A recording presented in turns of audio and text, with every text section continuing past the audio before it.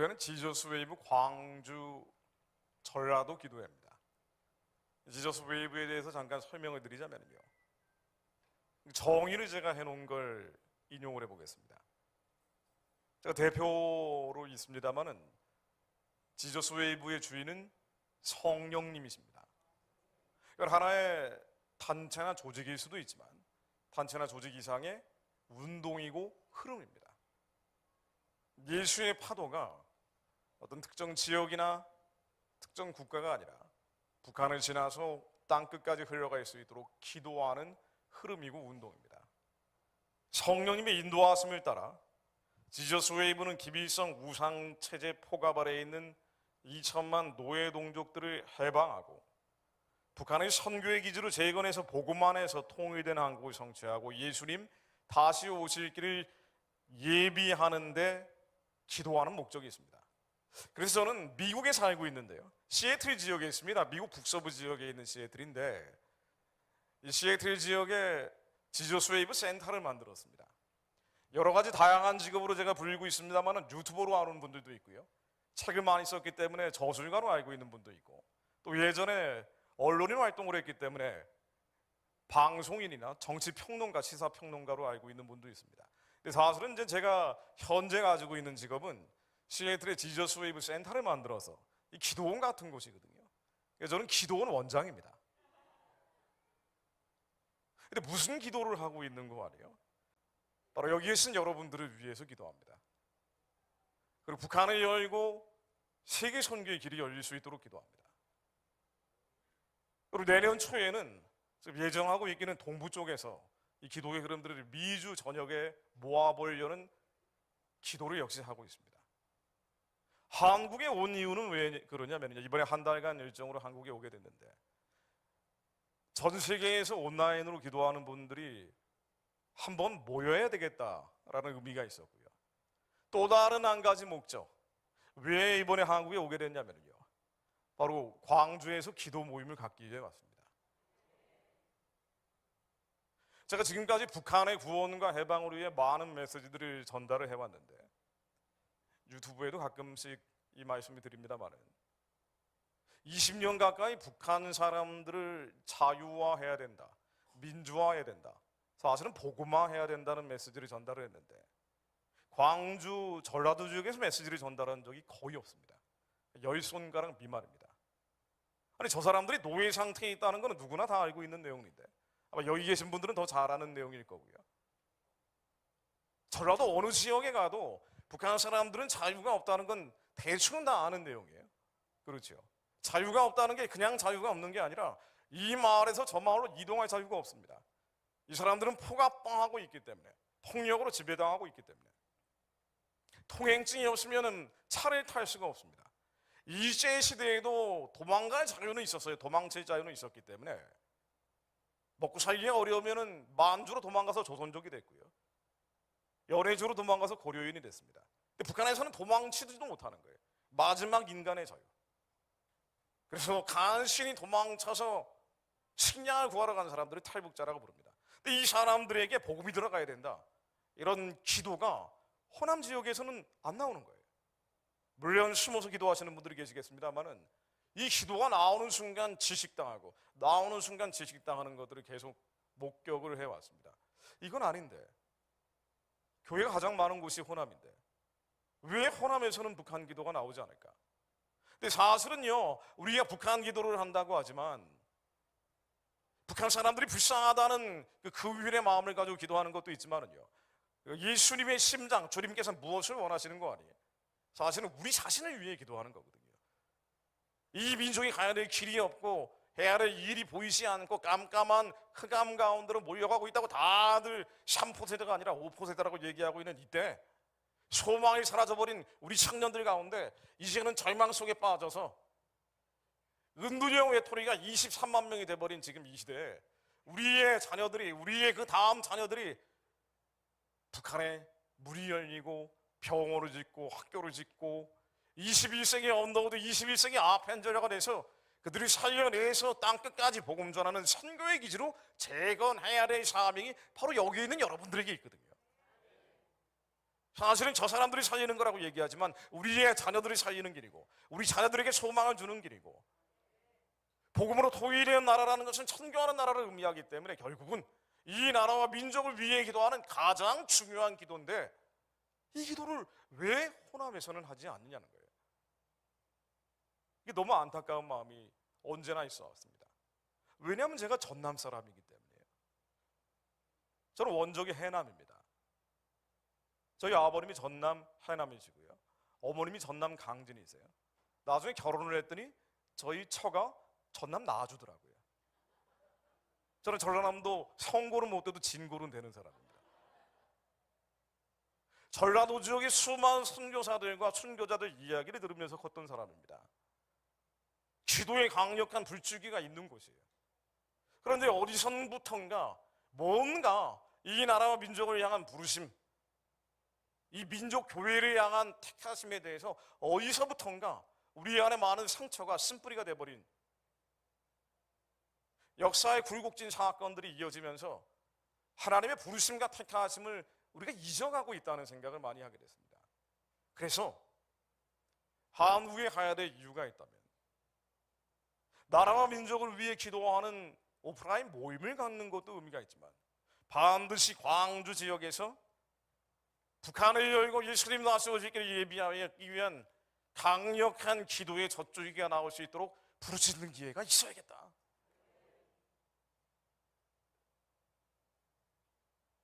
그 사람의 숫자가 어떻든 상황과 환경이 어떻든 남은 자들, 남아있는 사람들이 하나님의 마음에 아파한 방향으로 기도할 수 있도록 그 기도의 재단의 불을 꺼뜨려서는 안 되겠다. 사실은 제가 미국에서 시애틀 기도 모임을 하고 LA 기도 모임을 하고 이 거창한 기도 모임들이 아니에요. 그런 남은 사람들, 렘넌트 같은 사람들이 남아있기 때문에 그분들과 함께 기도하는 겁니다. 하나님은 많은 사람들의 숫자가 필요한 게 아니고요. 기도원에 300용사만 남겨놓고 다 집으로 가라고 했던 것처럼 300명만 있으면 하나님 마음이 아픈 기도를 돌려드리는 300명만 있으면 하나님께서는 그들의 기도를 통해서 역사하십니다. 왜냐하면 하나님은 믿은 자의 그 믿음대로 역사하시기 때문이에요. 이 나라가 어떤 나라인지, 이 대한민국이라는 나라는요 선교하기 위해 세워진 나라입니다. 여러분들이 여기 와 계신 이유도 그런 감동을 조금이라도 혹은 크게 받으신 분들이기 때문에 있는 거예요. 그냥 세워진 나라가 아니란 말이에요. 전 세계 수많은 나라들이 있지만 기도하면서 세워진 나라는 대한민국 말고는 없습니다. 이건 대한민국을 높이는 게 아니에요. 하나님이 대한민국 위에 역사하셨던 노예와 사적들을 높이는 겁니다. 5,000년 동안 우상 숭배하면서 수많은 사람들이 초금 목회하면서 절망 속에 살아갔던 이 민족에 구한말 130년 전에 선교사들이 와서 복음을 전했고요. 우리의 예수 안에서 새로운 피조물로 빚어지기 시작한 거예요.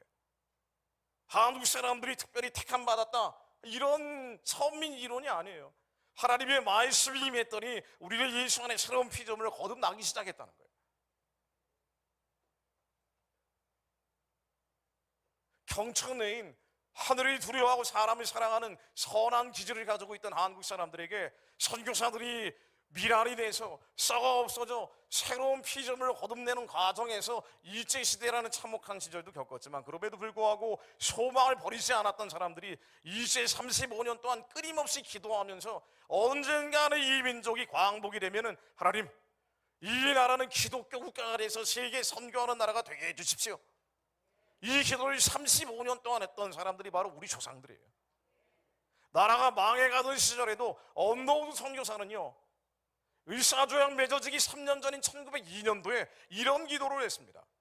지금 보이는 나라는 사라지고 있지만 그럼에도 불구하고 저 위에 하늘의 나라를 구하는 사람들이 있습니다. 이 땅에 야산의 들불처럼 복음이 번지고 있습니다. 분명히 눈에 보이는 나라는 망해가고 있는데도 불구하고 보이지 않는 나라를 구하는 사람들이 이렇게 많이 있습니다. 언젠가는 이 백성들이 나라가 망해가고 있을 때 언젠가는 이 백성들이 하나의 기독교 국가가 돼서 원 크리스천 네이션이 돼서 남북이 갈라진 게 아니라 하나의 기독교 국가가 돼서 중국을 전도하고 일본을 전도하는 그런 나라가 될 것입니다. 장신들을 만든 모펫 마포사물 선교사는요 한일 합방 이르기 2달 전에 1910년 6월 달에 두 달 뒤에 한일 합방이 되면서 일제 병탄되는 나라가 망하는 상황이었어요. 그런데 모페 선교사는 영국 에딘버러에서 세계 선교대회가 열릴 때 이런 설교를 합니다.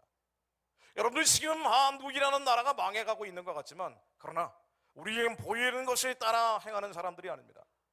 보이지 않는 것들은 하나님의 놀라운 계획을 품고 있는데, 언젠가는 이 나라가 영적인 강대국이 될 것입니다. 이 믿음의 메시지를 받았던 사람들 중에 이승만 같은 이도 있고 이상재 같은 이도 있고, 초기에 대한민국 독립운동가들이 복음화돼서, 그래, 우리의 이 땅의 나라는 사라지고 있지만 하늘의 나라를 구하면 언젠가 하나님께서 이 땅의 나라도 회복시키실 날이 올 것이다. 이상재 같은 분은요, 이분이 한성 감옥에서 이승만에게 복음 전도가 된 분이거든요. 원래 유학자였는데 YMCA 만든 그 월남 이상재 선생, 일제시대 유명한 독립운동가예요. 근데 이 양반은요, 초기에 얼마나 우리의 선진들이 믿음의 영웅들이었는지를 보여주는 건데요, 한성 감옥에서 복음화되고 나서 나와서 이유도 없이 감옥에 다시 끌려갔어요. 그래, 끌고 가는 사람들도 이 사람을 왜 끌고 가는지 이유를 모르더라는 거예요. 그리고 멍성 밑에 있는 그 감옥 안에 끌려 들어와서 멍성 밑에서 한자로 된 요한복음을 발견하고, 일제시대 이런 믿음의 영웅들이 나온 거예요. 이 한자로 된 요한복음을 처음부터 끝까지 중얼중얼거리면서 20몇 번을 읽었다는 거예요. 읽을 게 없으니까. 그리고 마지막 20몇 번 읽고 딱 요한복음을 닫는 순간 예수님이 눈앞에서 나타나더랍니다. 월남 이상재 선생 기록에 나와 있는 얘기예요. 그리고 나서 이유도 없이 끌려간 이 양반이 이유도 없이 풀려났어요. 그리고 나서 기도해봤답니다. 하나님, 왜 저를 이유도 없이 끌고 들어갔습니까? 그랬더니 마음속에 성령님께서 감동을 주시기를 뭐라고 주셨을까요? 왜 나를 이유도 없이 끌고 갔습니까? 나를 만나려고. 하나님, 그런데 이유도 없이 왜 또 풀어주셨습니까? 나를 만났으니까. 일제시대 이 믿음의 선진들은요, 서양 선교사들, 그 수많은 순교자들의 핏값 위에서 오직 믿음으로 보이지 않는 것들의 실상 하나님 우리는 믿습니다. 믿음은 왜냐하면은 하나님의 말씀을 믿는 것이기 때문에 지금 보이지는 않지만 언젠가 하나님의 말씀이 응할 때 이 죽음의 착고가 풀어질 것을 믿습니다. 이 어둠의 사슬이 풀어질 것을 믿습니다.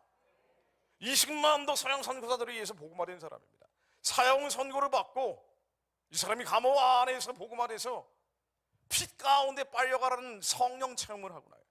그리고 나서 그렇지, 내가 사형 선고를 받고 언제 죽을지 모르는 사람이지만, 그러나 예수님 만나면 모든 게 달라지는구나. 하나님, 나를 구해주신 주님께서 이 민족을 구해주실 것을 믿습니다. 그리고 감옥 안에서 계속 예배만 드렸던 사람이에요. 그러다가 기적을 체험을 하죠. 사형 선고를 받았던 사람들이 무기징역으로 떨어지고, 무기징역으로 받았던 이승만이 매일같이 예배드리면서 양반 출신들 전도하다가 6년 정도 지나니까 사면받고 풀려난 거예요. 그리고 나니까 그러네, 내가 지금 먹을 거, 입을 거, 마실 걸 구하지 않아도 그 나라 그 나라의 의를 구하면 하나님께서 말씀으로 기적을 만드시는구나.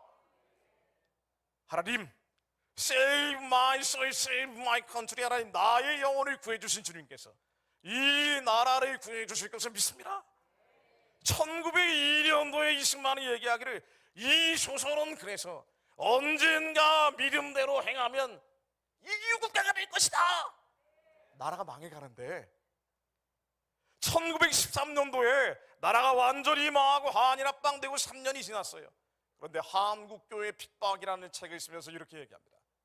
많은 서양 선교사들이 그러는데 이 조선이라는 나라는 매우 특별한 나라라고 하더라. 하나님이 특별히 동쪽 끝에 택한 이스라엘 같은 나라라고 하더라. 동쪽에 이스라엘이라는 표현이 가장 먼저 문헌에서 나왔습니다. 그러면서 얘기하기를, 이 나라가 교회의 일에만 전력을 다하면, 우리가 예수만 제대로 믿으면 언젠가 하나님이 이 나라를 회복시켜 주실 것인데, 그렇게 되면은 한국은 저 언더우드 선교사가 얘기하는 것처럼 중국을 전도하고 일본을 전도하고 세계 평화를 전하는 나라가 될 것입니다. 이 믿음을 가진 사람들이 나타나서요, 3.1운동 때도 만세운동은 기도운동으로 시작했던 거예요. 민족대표 33인이 다 겁나가지고 저기 3.1운동 한다고 다 모이는데 공원에서 모였잖아요. 근데 사실 그 당일에는 모두 도망쳐버린 거예요. 죽는 걸 알고. 그래서 이 3.1운동 낭독을 누가 했냐면요, 그 독립선언서, 여러분들 교과서에서 배우는 독립선언서 말입니다. 이게 누가 낭독한지 아세요? 이거 전도사가 와서 낭독을 했어요. 33인 가운데 절반 정도가 기독교인이죠. 사실은 기독교인들이 순교를 각오하고 시작한 게 3.1운동이에요. 평양의 만세운동도 찬송가 부르면서 나왔습니다. 한양, 서울에서의 만세운동도 기독교인들이 주도해서 나온 거예요. 어쩔 수가 없었어요. 총칼로 죽이니까. 유관순 열사도 정동 제1교회 열혈신자였습니다. 밤새 오르간 뒤에서 기도하다가 마음속에 성령께서 말씀하시는 감동을 듣고 너 고향으로 내려가라. 그래서 공주 내려가서 순교하신 거란 말이에요. 이 믿음이 가진 사람들의 부치가 모여서 3.1운동 이후에 상위 임시정부가 만들어질 때 초대 대통령으로 당시 가장 독실한 기독교인으로 알려져 있던 이승만이 초대 대통령이 되고, 여기에 나왔던 헌법도 이 나라는 신의 국의 의사에 의해 세워진 나라다, 하나님이 세운 나라라고 못을 박아버렸어요. 이 기도가 쌓이고 쌓여서 235년을 버티는 힘이 됐고, 1945년 광복이 되니 하나님이 알았던 사람들은 남쪽으로 모이고 하나님을 모르는 사람들은 북쪽으로 갈라지는 영적 분단 현상이 일어난 겁니다. 북쪽에서는 공산주의 집단이 북한을 지배를 하고 하나님이 핍박하고 성도들이 박해를 하니까 남쪽으로 도망쳐 내려온 월남자들이 나온 거예요. 그래서 이 월남자들이 남한에 몰려들어서 1945년에서 55년 사이에 한국에 세워진 교회의 90%가 이 월남자들이 세웠어요. 영적으로 갈라져 버린 거예요. 하나님을 아는 사람들은 남쪽에 모이고 하나님을 모르는 사람들은 북쪽에 몰려갔습니다. 하나님을 모르는 사람들, 일제시대 공산주의자, 사회주의자, 동경 유학 갔다 온 그 제국대학 갔다 온 똑똑한 사람들, 하나님이 있긴 어디 있어? 하나님이 있으면 우리가 35년 일제치하에서 고생했을까? 원망하고 탄식하던 사람들은 북쪽으로 올라갔어요. 그러나 하나님께 감사하고 찬양을 올려드렸던 사람들은 남쪽으로 내려옵니다. 그랬더니 남쪽에 나라를 세워야 된다는 분위기가 조성이 될 때 수많은 이합집산들이 있었지만 한 가지 공통점이 뭔가 아니에요. 이 나라가 새로 세워진다면 그 나라는 반드시 성경 위의 나라를 만들어야 된다. 이승만은 말할 나이도 없고요, 평생 기독교 나라 만드는 게 목표였기 때문에 대한민국은 반드시 기독교 나라로 만들어져야 된다. 이걸 평생 외쳤던 사람이고, 당시 상해 임시정부 수반이었던 이승만의 후배로 형님 동생 하는 사이였던 백범 김구도 1945년 11월에 정동 제1교회에서 어떤 나라 만들어야 되느냐고 집회를 할 때 상해에서 만주에서 독립운동하던 사람들도 그 기독교의 권위에 눌려서 백범마저도 이런 얘기를 했어요. 우리가 지금 경찰서 세울 때가 아닙니다. 경찰서 10개를 만드는 것보다 교회 하나를 세우는 것이 더 중요합니다. 상해 임시정부의 부수반이었던 김규식 선생, 우리가 반드시 성경 위의 나라 만들어야 침략받지 않는 강대국이 됩니다. 북한에서 신앙의 자유를 찾아 내려온 한경진 목사 같은 분들, 우리 반드시 예수 이름으로 나라 만들어야, 그래야 이 나라는 보존됩니다. 당시 남한에 모였던 사람들은요, 신앙의 자유를 찾아서 남쪽으로 내려온 사람들이기도 했지만 한 가지 공통점, 수많은 정치적 이해관계가 달랐지만 그럼에도 불구하고 우리는 예수 이름으로 나라 세워야 됩니다. 그 기운이 모이고 하나님께 올라가서 1948년 5월 31일 날 처음으로 국회를 시작할 때 198명의 초대 국회의원들이 모두 일어나서 예수 그리스도 이름으로 기도했어요. 수많은 나라들이 역사상 세워졌지만 예수 그리스도 이름으로 세워진 나라는 대한민국이 유일합니다. 이 나라는 이승만이 기독교인이어서 그렇게 그냥 얼렁뚱땅 세운 게 아니에요. 일제시대 그 이전부터 수많은 선교사들이 아무 소망 없는 조선 사람들에게, 그때는 양반 출신들이 복음을 듣지를 않으려고 했으니까 기생, 과부, 고아, 가장 버려졌던 사람들에게 복음을 전하면서 중국이나 인도나 일본은 변화되지 않는데 조선 사람들은 뭔가 특별한 것이 있다. 야산의 들불처럼 복음이 번지더라. 이 사람들은 복음이 들어가면 사람이 뒤집어지는데 뭔가 하나님의 특별한 계획이 있는 것 같다. 그 선교사들이 죽음을 각오하고 아버지가 순교하면 그 아들, 딸이 또 순교하고 또 그 아들, 딸이 순교하면서 수많은 피땀 위에 대한민국이 세워진 거예요. 선교사들의 피값과 순교자들의 피값 위에 세워진 게 대한민국입니다. 그냥 세워진 나라가 아니에요. 그래서 1945년 광복도 이것은 하나님이 하신 것이다. 1948년 건국도 하나님이 하신 것이다. 왜 임시정부의 법폭을 우리가 계승했다고 되어 있는데 임시정부의 헌법도 신의 국의 의사에 의해 세워졌다고 되어 있어요. 하나님이 세웠다라고 고백을 했다고요. 그래서 1948년 5월 31일 날 초대국회를 시작을 할 때 이승만 박사가 앞에 나와서 이렇게 얘기합니다. 우리 하나님께 감사합시다. 광복이라는 것은 우리 힘으로 된 것이 아니요 하나님이 하신 것임을 감사드립니다. 이 나라를 시작한 것도 사람의 힘으로 된 것이 아닙니다. 하나님이 하신 것임을 감사드립시다. 우리가 기도하며 이 나라를 세우게 해주신 하나님께 감사드립시다. 이윤영 목사님 앞으로 나오십시오. 신앙의 자유를 찾아 내려온 국회 부의장 북한 출신 목사님이에요. 이윤영 목사님이 앞에 나오셔서 이렇게 또 기도를 합니다. 하나님께 드리는 나라와 민족을 위한 기도문, 대한민국의 공식 기록 가운데 가장 먼저 나온 게 바로 이 기도문이에요. 우리 국회 속기록을 보면은요, 맨 앞 페이지에 실려 있어요. 마치 도장 찍듯이 대한민국 이마에 꽝 하고 하나님이 도장을 찍어버린 거예요. 하나님께 드리는 나라와 민족을 위한 기도문, 이중적 의미가 있죠. 이 기도문을 하나님께 드리기도 했지만 나라와 민족을 하나님께 드려버렸어요. 우리의 의지와 상관없이 우리의 아버지, 할아버지 세대가 하나님께 나라와 민족을 드려버렸습니다. 뭐라고 기도했냐면요, 하나님, 지금 이 나라가 너무 가난합니다. 왜 가난했냐면요, 일제가 건설을 해도 북한 땅에 다 건설해놨어요. 만주국 경영을 한다고 철도도 북한에다 레일을 깔아놓고 발전소도 북한 지역에 깔아놨다고요. 이래 놓으니까 국민 1인당 전기 발전량이 일본보다 북한이 더 많았다고요. 남쪽은 전기도 없어요. 철도도 없어요. 소규모 스몰 비즈니스 하는 사람밖에 없었단 말이에요. 이래 놓으니까 세계에서 1인당 GDP가 67달러. 인도 다음으로 가난한 나라로 태어난 게 대한민국입니다. 가장 가난한 나라. 그래서 기도합니다. 하나님, 이 모든 복과 저주를 결정하시는 하나님, 하나님, 이 민족이 광복이 됐는데 하나님이 하셨으니, 이 나라가 세워진 것이 하나님이 하신 것이니, 하나님, 이 민족에게 복을 주십시오. 민세의 복락을 주십시오라고 기도를 합니다. 그리고 하나님, 우리가 그냥 복받고 끝나는 것이 아니라 우리는 해야 될 일이 있습니다. 우리는 가야 될 길이 있습니다. 왜? 일제 35년 동안 그렇게 기도를 했어요.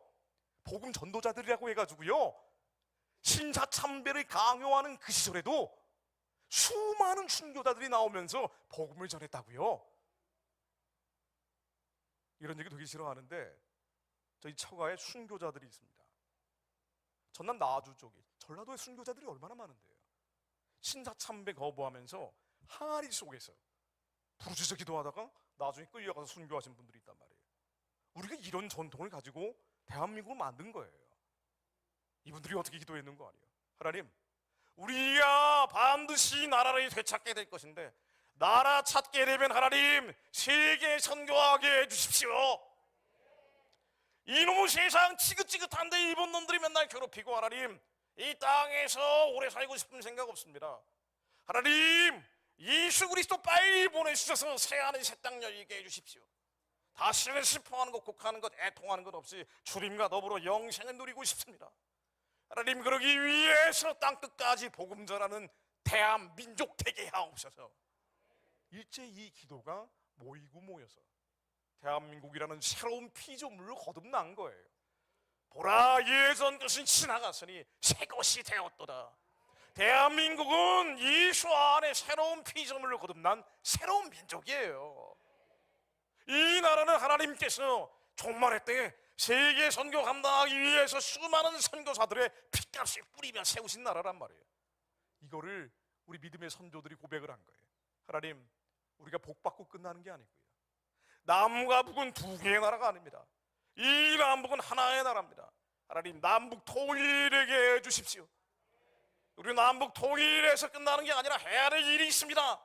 이승만이 기도했던 것처럼 우리가 하나의 민족이 돼서, 언더우드가 기도했던 것처럼 하나의 크리스찬 국가가 돼서, 모패 선교사가 부르짖었던 것처럼 이 나라는 하나의 영적 강대국이 돼서 모두 공통적 목표를 지향을 했어요. 이게 나라와 민족을 위한 기도문에 그대로 들어갑니다. 하나님, 남북 통일돼서 세계 선교 이룰 수 있도록 세계 평화를 전하는 나라가 되게 해주십시오. 세계 평화를 위해 기도합니다. 신생 독립국이 세계 평화 위해 기도한 경우는요, 전무후무한 일이에요. 여러분, 미국도 기독교 국가라 그러죠. 여러분, 미국 살아보십시오. 정말 뒤죽박죽입니다. 미국의 청교도들이 나라를 세우는데 일조하는 건 맞지만은요, 사실은 주도한 사람들, Founding Fathers라고 해서 건국의 아버지들은요, 매우 이지적인 이신론자라고 불리는 사람들이에요. 이 사람들은 하나님의 이해를 하더라도 이성적으로 이해를 했기 때문에 토마스 제퍼슨, 수많은 지식층들은요, 하나님의 말씀에 대해서 굉장히 회의적인 시각이 많았던 사람들이에요. 정교분리라는 것도 거기서 시작이 된 게 많습니다. 청교도들이 워낙 지지층이 열렬했기 때문에 그 사람들 눈치를 보긴 했지만, 그렇다고 해서 예수 그리스도 이름으로 나라를 시작한 건 아니에요. 그러나 대한민국은 시작할 때부터 이 나라는 예수님께서 시작하신 나라입니다. 이 나라는 하나님의 뜻이 있는 나라입니다. 우리의 건국의 아버지들이 나라와 민족을 위한 기도문을 그렇게 올려드리고 시작을 한 거예요. 그래서 이 나라는 가야 될 길이 있다, 해야 될 일이 있다. 나만 이 분단된 남쪽에서 잘 먹고 잘 사는 게 목표가 아니라 그랬어요. 대한민국은 그렇게 만들어진 나라가 아닙니다. 남쪽에서 잘 먹고 잘 사는 게 목표가 아닌 나라로 시작한 게 대한민국이에요. 이 나라는 해야 될 일이 있습니다. 가야 될 길이 있습니다. 이걸 이승만은 알고 있었어요. 이승만이 수많은 시행착오가 있었을지 모르지만 그럼에도 불구하고 나라가 가야 될 길, 해야 될 일이 어디 있는지 알고 있었기 때문에 국민들이 지지를 했고요. 그리고 믿음의 선진들, 북한에서 신앙의 자유 찾아 내려온 수많은 목사님들이 지지를 했습니다. 아니, 무슨 독재여서 지지한 게 아니에요. 나라가 가야 될 길, 해야 될 일이 어디 있는지 알았기 때문에. 이승만은 다른 건 모르겠지만 그 비전을 알고 있었기 때문에 1953년도 7월 26일 날 정전협정을 체결할 때, 6.25 사변을 잠시 중단하는 정전협정을 체결할 때 남한 사람들이 아니라 북한 사람들에게 이렇게 연설을 합니다. 아니, 남한 사람들이 향해서 연설하지 않고 북한 사람들이 향해서 연설했어요. 북쪽의 동포들이요, 당신들이 당분간 공산압제에서 고난을 받을지 모릅니다. 그러나 동포요, 희망을 버리지 마시오. 우리는 당신들을 잊지도 않을 것이고 버리지도 않을 것입니다. 우리 대한민국의 기본 목표는 반드시 잃어버린 강토를 되찾고 당신들을 살려내는 데 있습니다. 대한민국이 가야 될 길은 어디 있느냐? 이 나라는 남한에서 부국 강병하는 게 목표가 아니라 반드시 북한 사람들을 살려내서 잃어버린 강토를 되찾아서 살려낸 뒤에 그 다음에는 만주를 시베리아로 복음 들고 뻗어가는 데 있다라고 얘기하는 거랑 마찬가지예요. 저도 어린 시절에 그런 교회에서 자랐습니다. 저희 담임 목사님이 강태국 목사님이라고 하시는 분인데요, 중앙성서교회라고 서울에 있는 가련동에 목회하셨던 분이에요. 이분이 나중에 신학교도 만드신 유명한 분이시기도 하죠. 그런데 평양에서 목회를 하시다가 만주에서 목회를 하시고 서울로 피신 오신 분입니다. 고향 땅에 있는 교회가 불타고 성도들이 버림받고 있는 걸 보고 온 분이에요. 이런 분들은요, 제가 아까 말씀드린 것처럼 1945년에서 55년 사이에 남한교회 90%를 이런 분들이 세웠거든요. 이분들은 뼈에 내가 해야 할 일이 무엇인지 새기고 온 분들입니다. 남한에서 잘 먹고 잘 사는 게 목표가 아니에요. 전라도에서 목회를 하든 경상도에서 목회를 하든 우리야 가야 될 길이 있다, 해야 할 일이 있다. 그래서 이분이 했던, 제가 이제 어린 시절에 지나가면서 들은 얘기지만은요, 저도 각인이 됐던 이야기가 있어요. 만주로 가야 된다. 평양을 지나 만주로 가자. 어디로 가야 될지는 알고 있는 분이에요. 반드시 북한 사람들을 살려낸 다음에 끝나는 게 아니다. 우리는 대륙으로 차원으로 뻗어가야 된다. 복음 들고 뻗어가서 예수님 모시기를 예비해야 된다는 거예요. 이게 민족교회의 사명이라는 겁니다.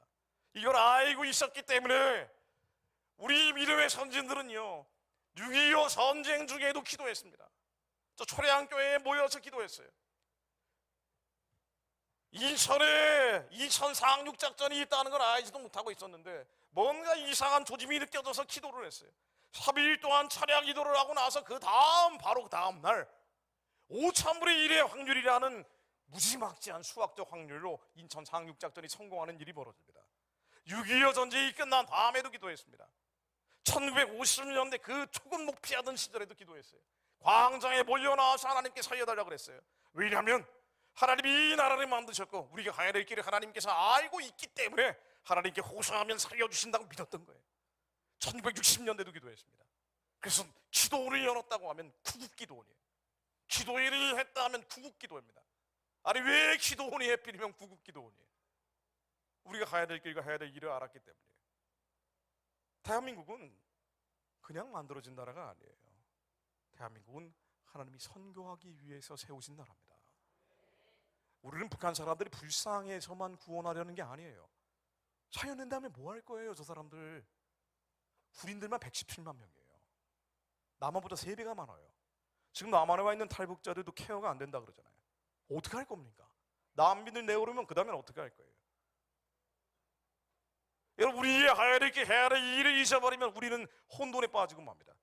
혼란과 무지성으로 흘러갈 수밖에 없어요.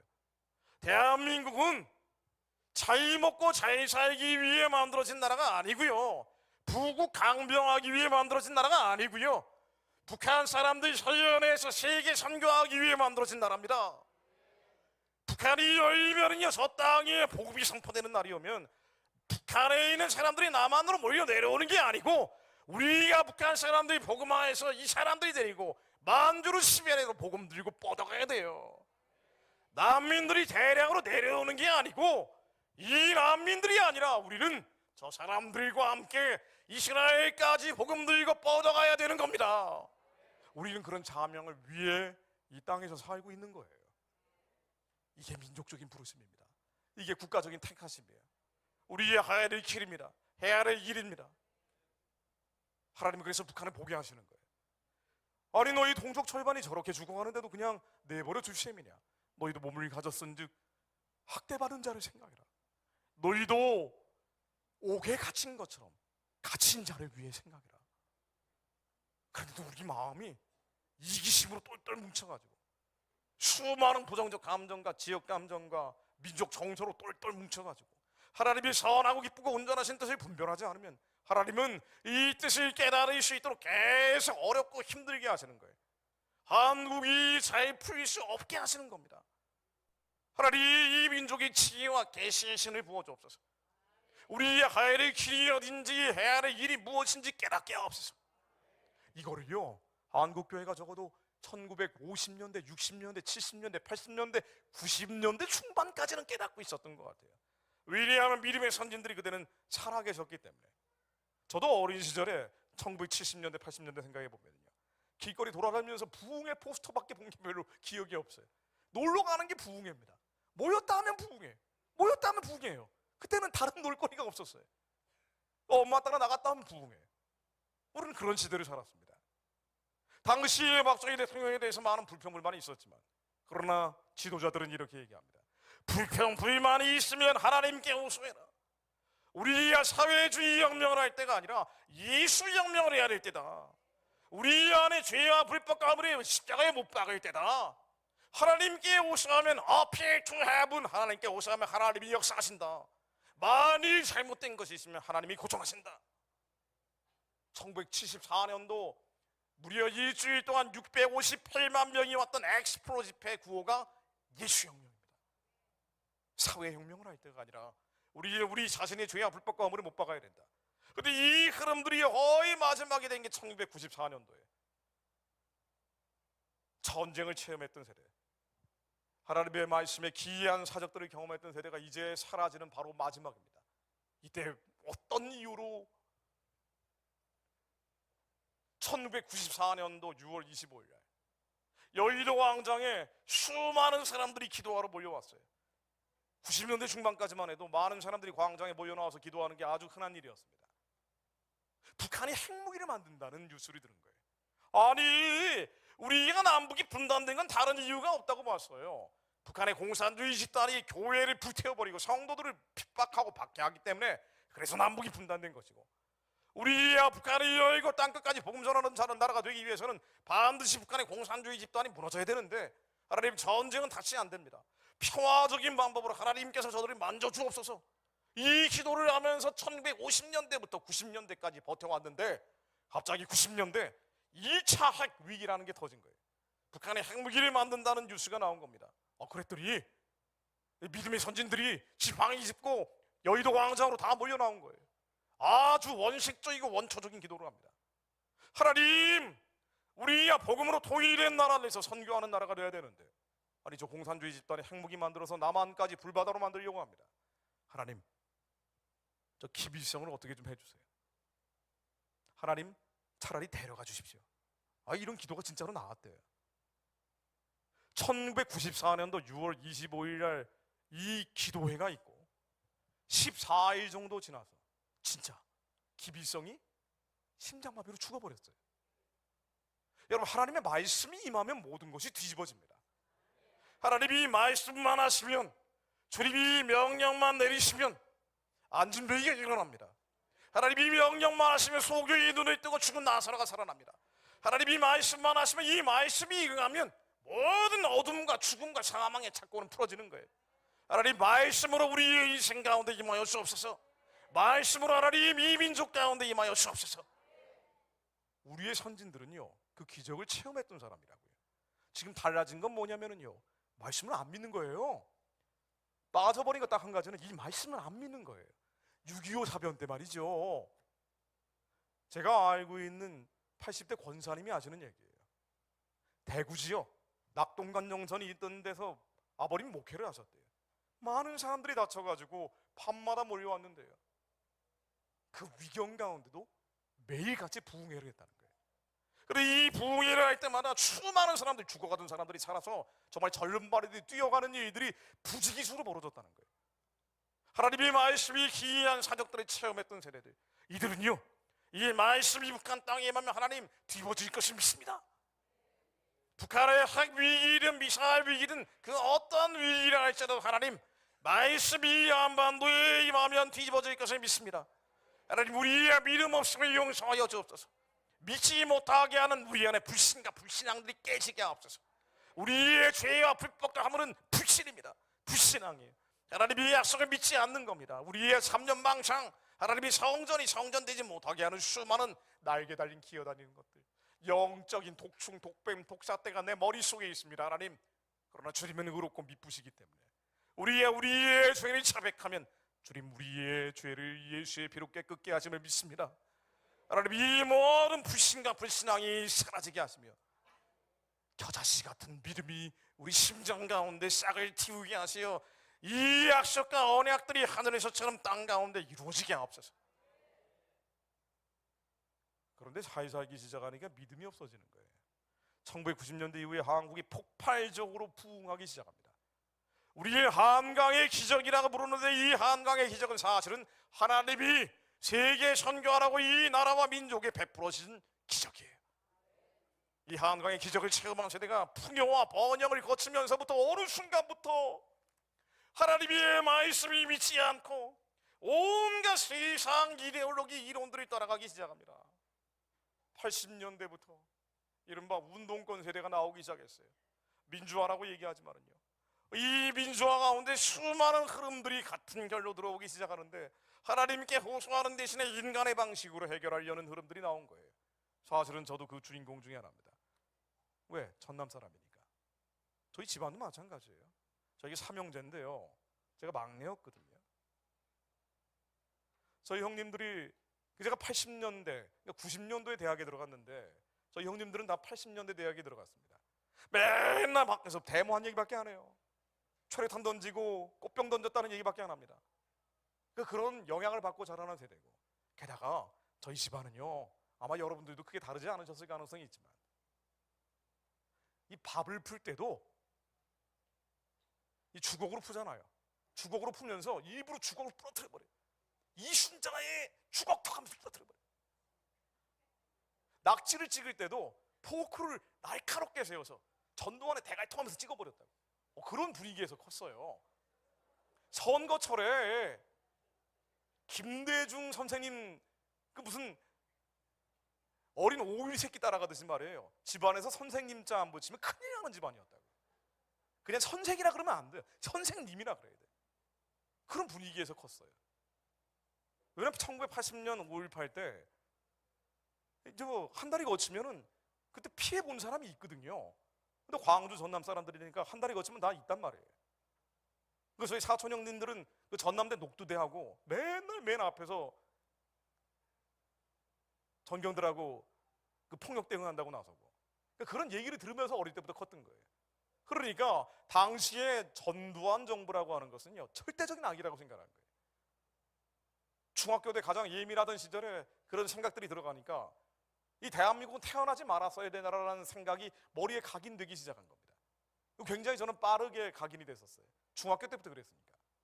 그래서 급기야 중3 때는 북한에서 들려오는 대남 방송을 몰래 들었습니다.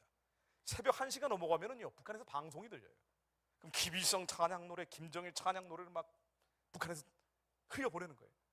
그 노래를 들으면서 얼마나 그 쾌감이 있고, 한참 교회를 안 나갈 때니까 또. 정일화 뭐 이런 노래 막 듣는 거예요. 너무 감동적인 거예요. 이놈의 나라는 태어나지 말았어야 된 나라인데 뭔가 대안의 나라가 있다는 생각을 하기 시작한 거예요. 그래서 제가 고등학교 때 서클들을 많이 만들었어요. 왠지 그런 거 만들었을 것 같잖아요. 애들 모아다가 선동질하는 걸 굉장히 좋아했거든요. 한참 교회 안 나갈 때. 그 중학교 때부터 교회 공부한답시고 교회를 안 나갔으니까. 뭐 소금, 그 서클 이름도 오시리스. 그 이집트 죽음의 신이 오시리스 아닙니까? 서클 이름을 만들어가지고 애들 모아놓고 우리가 왜 주한미군을 철수해야 되는지, 가스나 테프트 조약부터 우리는 미제국주의자들에 의해서 점령당한 나라야. 중고등학교 때 그러고 다녔어요. 제가 대학교 딱 들어가니까요, 대학교 들어가면서부터 너무 이제 중고등학교 때 그래 버리니까 대학교 들어가니까 좀 유치해지더라고요. 정신세계를 탐미하기 시작하다 보니까 유물론적인 거에 대해서 좀 흥미가 떨어져 버렸습니다. 정서는 남아있죠. 정서는 남아있는데 그럼에도 불구하고 운동권은 안 했습니다. 이거 중학교 때 마스터해야지, 그걸 대학교 때 그러고 있냔 말이에요. 근데 제 주변에 광주 전남 친구들은 거의 예외 없이 운동권 성향으로 갔습니다. 그러니까 이 친구를 MT가 떠오면 묵념을 해요. 위숙인동 친직인동 한다고요. 위대한 수령 김일성 동지 만세, 친애하는 지도자 김정일 비서 만세. 여러분, 이게 무슨 이데올로기입니까? 유물론이라는 거죠. 이 사회에 많은 문제점들이 보이는데 이 문제점들을 하나님께 호소하는 게 아니라 인간의 방식으로 풀겠다는 거예요. 그래서 이 인간의 가장 절정이 바로 김일성이라는 거예요. 이 주체사상이라는 건 80년대 대한민국 학생운동권을 강타한 정도가 아니라 지배해버렸어요. 가장 풍요롭고 가장 번영을 누리기 시작할 때, 이제야 비로소 북한의 열고 땅끝까지 복음을 전할 수 있는 경제적 역량을 갖추기 시작하자 사단은 내버려 두지 않는 거예요. 한국의 지식인 집단, 대학생 집단의 정신세계를 지배하기 시작합니다. 이 대학 들어가면 운동권 서적 끼고 사는 게 그게 마치 교양인의 기준처럼 돼버렸다고요. 대한민국은 태어나지 말았어야 될 나라다. 우리 이 모든 기준을 북한에는 적용을 안 해요. 대한민국 문제에 대해서는 현미경을 들여다봅니다. 그리고 북한에 대해서는 완전히 사실화된 외론박이 역사관을 가지고 들여다보는 거예요. 이 80년대부터 나온 주체 사상파들이 한국 사회를 지배를 하면서 나중에 수많은 단체와 조직들을 만들고 이에 정치 조직 안에까지 들어가 버린 거예요. 지금이야 뭐 그런 생각 가지고 있는 사람들이 얼마나 되는지 모르지만 어린 시절에 각인됐던 생각들이 그 다음 재학습이 안 되면은요, 여전히 대한민국은 태어나지 말았어야 될 나라라고 생각을 해요. 심지어 교회 다니는 목사님들도 하나님께서 이 나라를 왜 만드셨는지, 하나님께서 이 역사를 어떻게 운행하셨는지를 보지 않는 거예요. 그러니까 우리 역사에서 선교사들이 했던 일들을 다 빼버려요. 하나님의 흔적들을 지우는 거예요. 왜? 대한민국은 하나님의 자취를 지워버려야, 그래야 인간의 역사가 돼버리니까. 이 인간의 역사는 우리 마음 가운데 두 가지 생각, 영의 생각, 생명과 평안을 이루는 생각이 아니라 육의 생각, 사망과 죽음의 생각을 따라가는 거거든요. 이 육의 생각으로 기록된 피해 역사를 만들려고 하는 거예요. 그래야 북한과 동조돼서 비슷한 체제가 돼서 통일된다고 생각하는 겁니다. 이 한국 사회를 지배하고 있는 정신 질서예요. 사실은요, 에베소서 6장에 나오는 정사, 권세, 어둠의 세상 주관자, 하늘에 있는 악의 영들입니다. 이의 지역을 잡아버리고 이게 심지어 온 나라를 잡아버리려고 할 때도 있고요. 이건 하나님이 주시는 마음이 아니에요. 우리 민족의 안에 있는 하나님이 주시는 영의 생각, 생명과 평안의 생각이 아니라 미움, 증오, 분노, 원통함, 억울함, 이거를 붙잡고 사단이 이론과 이데올로기로 지배정서로 만들어버린 거예요. 이건 하나님 앞에 범죄함입니다. 한국의 그리스도인들부터 이 범죄로부터 벗어나야 돼요. 우리 안에 있는 미움, 증오, 분노, 원통함, 억울함, 이것이 집단적인 정서가 돼서 여러분들 왜 반의 감정 가지고 있습니까? 일본을 왜 미워해야 되죠? 일본을 왜 저주해야 됩니까? 하나님이 주시는 마음은 사랑과 용서와 용납하는 마음이에요. 저들도 우리가 복음을 전해야 될 대상이지, 저들이 과거의 범죄로 인해서 미워하거나 증오하는 것은 하나님이 원하시는 마음이 아니에요. 우리 안에 있는 집단화된 미움과 증오, 분노가 있거든. 하나님, 이 모든 어둠의 감정들을 예수의 피로 깨끗게 하옵소서. 광주가 얼마나, 전라도가 얼마나 한이 많습니까? 근데 사실은 이 한의 뿌리는 그다지 길지는 않아요. 1970년대부터, 정확히는 1971년 김대중, 박정희 선거 당시부터 지역 감정이라는 게 극화가 됐습니다. 근데 사실은 그보다 더 뿌리는 깊긴 깊죠. 저희 아버님이 공무원이셨는데요, 외무고시를 합격하신 분이에요. 굉장히 우수한 성적으로 외교관이 되었어야 되는 분인데 외교관으로 발령이 안 났어요. 지금은 정보통신부인데 최신부로 발령이 났습니다. 외무고시를 합격했는데. 이유가 다양하게 있었겠지만 제가 어린 시절부터 아버지한테 들었던 얘기는 전남 해남 출신이라는 이름으로 그랬다는 거예요. 물론 저희 아버지 성격이 별로 좋지가 않아요. 저는 아버지 성격 때문이라는 게 한 90%라고 생각을 하는데 이게 뭐 아나무인의 고집불통이니까. 아니 그런데 그렇다 치더라도 어쨌든 지역이라는 이름으로 본인이 평생의 스트레스가 됐던 게 사실이란 말이죠. 그리고 진급을 하고 승진을 해야 되는데 진급 승진에 밀릴 때마다 꼭 나왔던 얘기, 아버지가 집안에서 탄식했던 얘기, 전남 해남 출신이기 때문에. 저 서울법대 나온 경상도 출신들이 스크럼 짜가지고 고시도 안 붙은 애들이 맨날 나를 밀어내고 있어. 그러니까 어릴 때부터 맨날 이런 얘기를 들은 거예요. 그러니 밥 먹을 때는 이순자의 주걱탕 하면서 부러뜨리고.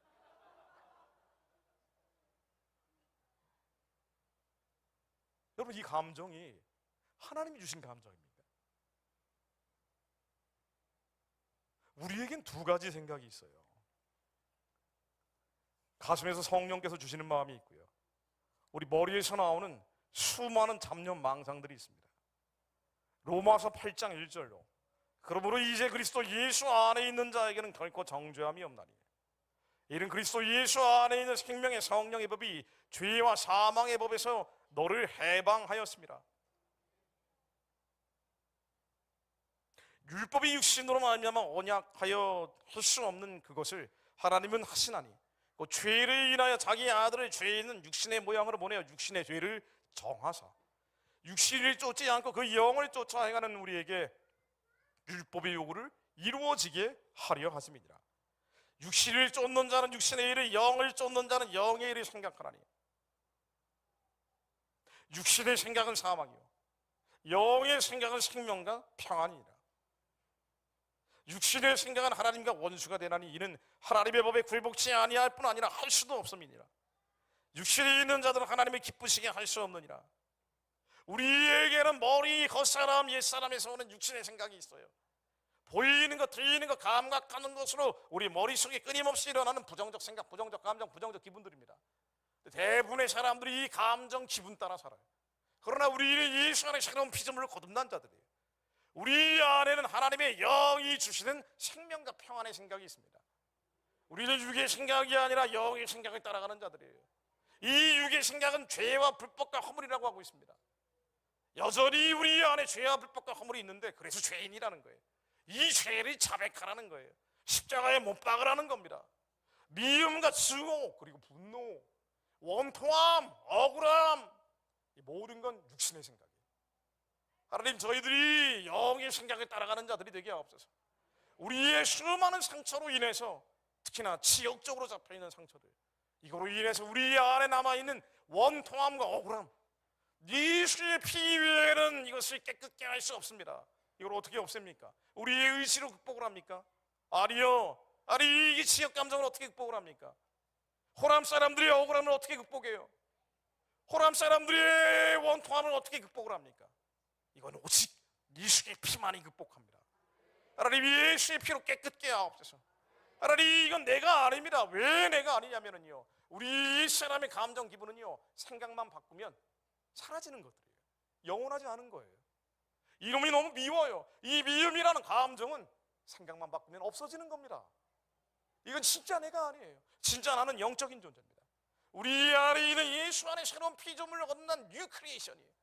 우리 이 사람의 정과 욕심들 십자가에 완전히 못 박히게 하옵소서. 완전히 사라지게 하시오. 하나님, 주님의 심장이 저희들의 심장이 되게 하옵소서. 하나님의 심령 저희들의 심령 되게 하옵소서.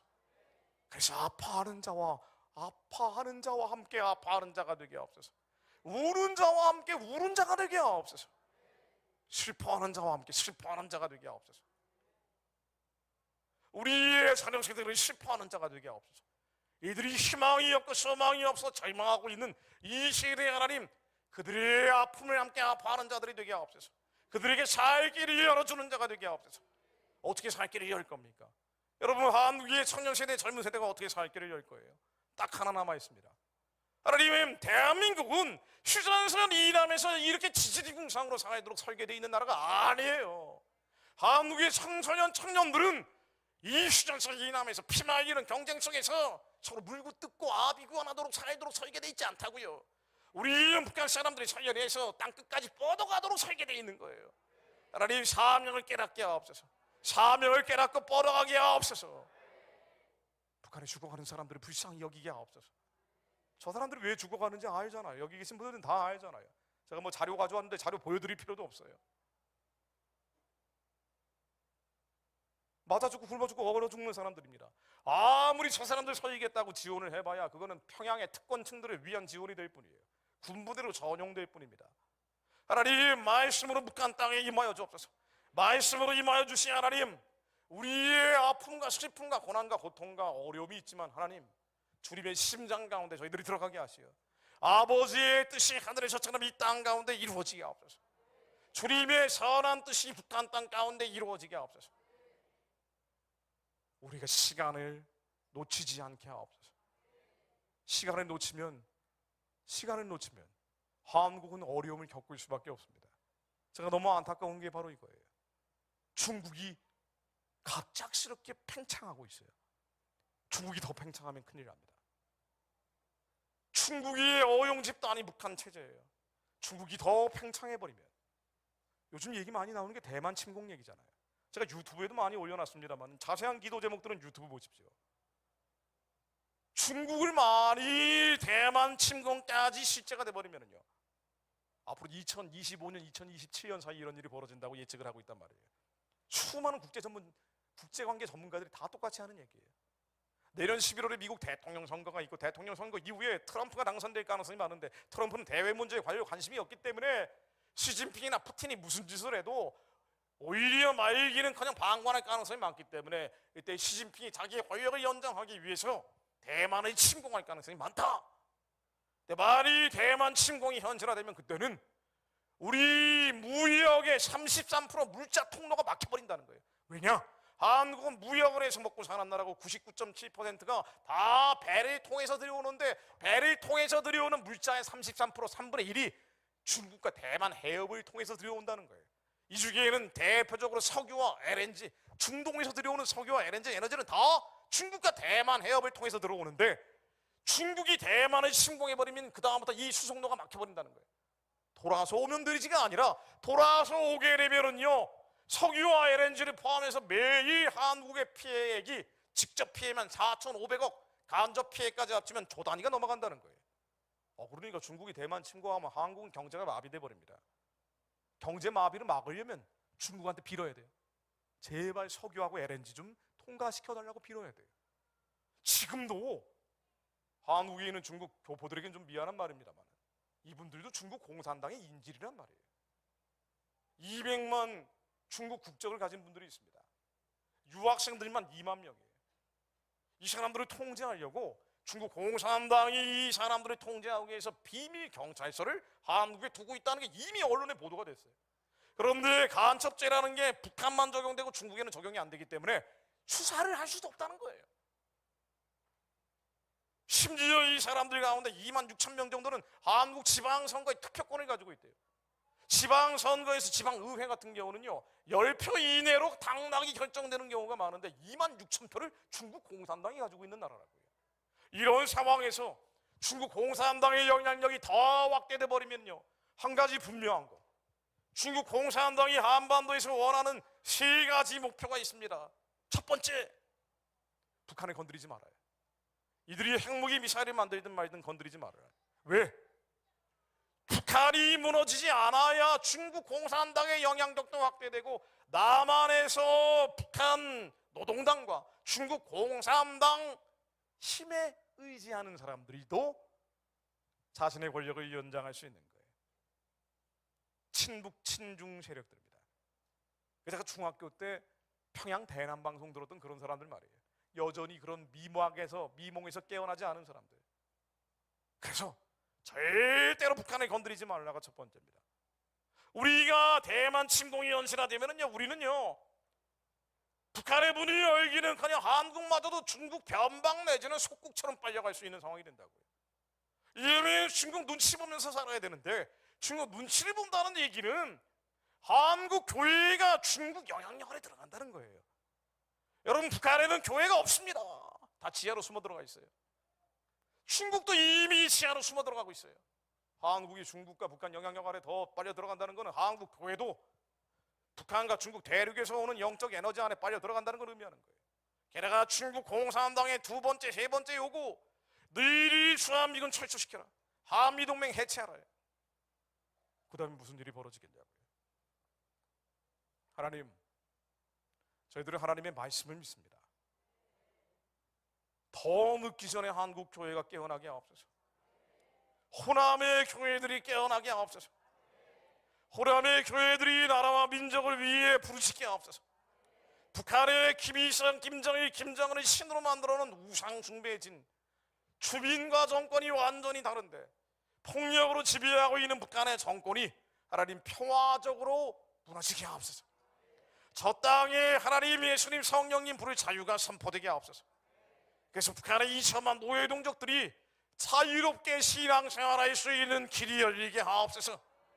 하나님, 그리고 중국의 공산당 질서와 러시아의 권위주의 체제가 교회를 핍박하고 박해하는 것도 모자라서 이제는 한반도까지 영향력을 확장하고 있는데 하나님, 어둠과 흑암의 진이 예수의 말에 깨어지게 하옵소서. 하나님이 말씀으로 임하시면 모든 것이 달라질 것을 믿습니다. 하나님, 한국교회가 깨어나게 하옵소서. 왜 하나님은 한국교회에 계속 기도하게 하실까, 이런 생각을 하게 됩니다. 하나님이 지금이라도 당장 북한을 열 수 있는데, 그런데 왜 기도하게 하시는 거 아니에요? 깨어나는 교회들이 있어야 북한을 재건하기 때문이에요. 하나님, 한국교회에 절망하고 있는 것이 아니라 하나님께서 주시는 예수 그리스도의 푸르른 소망을 꿈꾸며 북한의 재건할 자들, 평양의 우상 숭배의 진이 무너진 뒤에 저 땅에 성전을 세울 자들이 일어나게 하옵소서. 저 땅에 교회 세울 자들이 일어나게 하옵소서. 병원과 학교 지을 자들이 일어나게 하옵소서. 제2의 언더우드, 제2의 아펜젤러들이 우리의 자녀들 가운데 일어나게 하옵소서. 26살의 아펜젤러, 27살의 언더우드가 조선에 새로운 여명을 시작을 했습니다. 20대 젊은이들이에요. 하나님, 갈 길을 몰라 헤매고 있는 한국의 청년들이 북한의 우상의 진이 평화적으로 무너진 뒤에 저 땅을 하나님의 방식으로 재건할 꿈을 꾸게 하옵소서. 그것을 위해 하나님, 모이기를 패하는 어떤 사람들과 같이 모이지 않고 혼자 한답시고 불씨를 꺼버리는 것이 아니라 함께 모여 기도하게 하옵소서.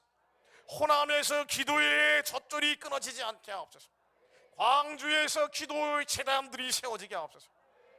북한의 문이 열리고 세계 선교의 길을 여는 기도의 불기둥이 세워지게 하옵소서.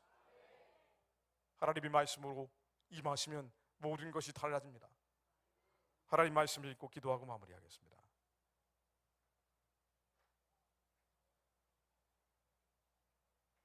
빌립보서 4장 4절 7절 말씀입니다.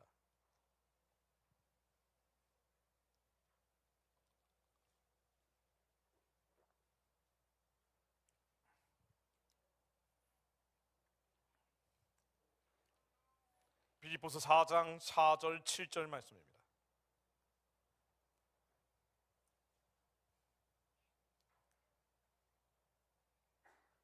주 안에서 항상 기뻐하라. 내가 다시 말하노니 기뻐하라. 너희 관용을 모르는 사람에게 알게 하라. 주께서 가까우시니라. 아무것도 염려하지 말고 다만 모든 일에 기도와 간구로 너희 구할 것을 감사함으로 하나님께 아뢰라. 그리하면 모든 지각이 뛰어난 하나님의 평강이 그리스도 예수 안에서 너희 마음과 생각을 지키시리라. 하나님, 저희들 안에 예수 그리스도로 임하여 주시니 감사드립니다. 태초에 말씀이 계셨고 말씀이 하나님과 함께 계셨고 이 말씀이 하나님임을 믿습니다. 저희들이 한 마음으로 함께 기도하오니 하나님, 생명의 말씀이 저희들 가운데 오셨사오니 저희들이 오직 생명의 말씀을 따라 사는 자들이 되기를 원합니다. 우리 머릿속에 이지적인 판단으로 사는 것이 아니라 판단하고 심판하고 정죄하고 우리의 논리적인 이론과 추론을 따라 사는 것이 아니라 오직 성령에 따라 살며 성령에 따라 행하는 자들이 되기를 원합니다. 주님이 명령하신 것처럼 저희들이 예수 안에서 항상 기뻐하는 자들이 되게 하옵소서. 범사에 감사하는 자들이 되게 하옵소서. 기쁨과 감사를 도둑질하는 우리 머릿속에 옛사람 안에 여전히 남아있는 모든 미움과 증오와 분노와 성냄과 짜증내는 마음들과 하나님 집단적인 억울함과 원통함, 특별히 하나님 광주와 호남인들의 마음속에 있는 억울함과 원통함 예수의 피로 깨끗게 하여 주옵소서. 주님, 저희를 새롭게 하여 주옵소서. 하나님의 성전이 성전되게 하옵소서. 성전에 있어서는 안 되는 미움, 증오, 용서, 용납하지 못하는 마음들, 지난날의 수많은 상처로 인한 쓴뿌리들, 하나님 집단적인 분노와 집단적인 미움 예수의 이름으로 다 떠나가게 하옵소서. 그래서 항상 기뻐하는 자리 되게 하옵소서. 범사에 감사하는 자리 되게 하옵소서. 다시 한번 말하노니 기뻐하라. 나라 걱정한답시고 우려하지 않게 하옵소서. 우리 안에 있는 우울감들을 십자가에 완전히 못 박아버리게 하옵소서. 먼저 주님의 나라가 저희들 가운데 세워지게 하옵소서. 예수 안에 의와 평강과 희락의 나라가 세워지게 하옵소서. 주님의 기쁨의 나라가 저희를 통치하여 주옵소서. 그 기쁨 가운데 하나님 모든 일을 기도와 간구로 올려드리게 하옵소서. 이 나라와 민족이 갈 길을 올려드리게 하옵소서. 주님이 북한에 김일성 우상 숭배의 진을 멸하실 것을 믿습니다. 평양에 우상 숭배의 진을 무너뜨리실 것을 믿습니다. 평화적으로 길을 열어주실 것을 믿습니다. 오늘날 갑자기 김정은이 권력의 자리에서 내려오게 될 것을 믿습니다.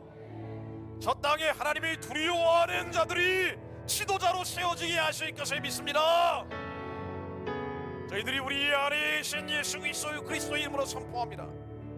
우리는 아무런 힘도 능력도 없으나 우리가 하나님께 속하였고 또 세상을 이겼나니 우리 안에 계신 이가 세상의 너희보다 크심을 믿습니다. 우리 안에 계신 이가 김정은보다 천만배 크신 분임을 믿습니다. 우리 안에 계신 이가 시진핑보다 1억만배 크신 분임을 믿습니다. 우리 안에 계신 예수 그리스도의 이름으로 명하노니 북한의 우상 숭배의 진은 평화적으로 무너질지어다. 중국의 공산주의의 진은 평화적으로 무너질지어다. 하나님, 북한과 중국과 만주와 대륙 초원 땅끝까지 예수 부를 자유가 선포되게 하옵소서. 이 민족이 마지막 때 예루살렘 땅끝까지 복음 전하는 길이 열리게 하옵소서. 그것을 위해 하나님 우리의 마음을 고쳐주옵소서. 우리 마음속에 있는 절망감을 거두어 주옵소서. 우울감이 거두어 주옵소서. 상실감과 패배감과 이 모든 쓴뿌리들이 예수의 이름으로 태워지게 하옵소서. 주님, 저희들에게 기름 부어 주옵소서. 주님 이름 3번 부르며 기도합니다. 주여!